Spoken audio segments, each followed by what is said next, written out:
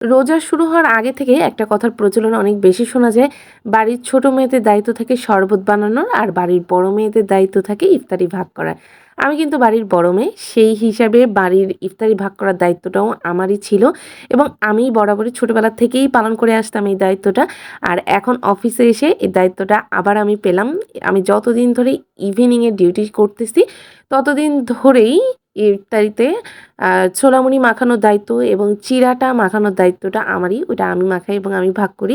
তবে আমি কিন্তু ব্যাপারটা খুব বেশি এনজয় করি এবং আমার কলিগরা আমার হাতে মাখানো ছোলা মুড়িটা খুব বেশি পছন্দ করে। ব্যাপারটা আমার কাছে আরও বেশি ভালো লাগে। আমার যে সময় অফ ডে থাকে তখন তারা আমাকে মিস করে, এটা আমার কাছে আরও ভালো লাগে যে না আসলে তাদের জন্য আমি কিছু একটা করতে পারতেছি, যার কারণে সত্যিই তারা আমাকে খুব মিস করে। আমরা রোজার মাসটা কিন্তু ফ্রন্টের সবাই একসাথে বসেই ইফতারটা করি।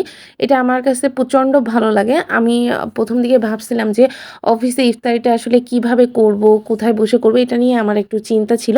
বাট সেই চিন্তাটা এখন আর নাই। আমরা সবাই একসাথে বসে খুব মজা করেই কিন্তু ইফতারিটা করি। আমি বেশ এনজয় করি। অফিসেও আমাদের এখন একটা ফ্যামিলি, আর সেই ফ্যামিলি আমরা সবাই একসাথে বসে ইফতার করি।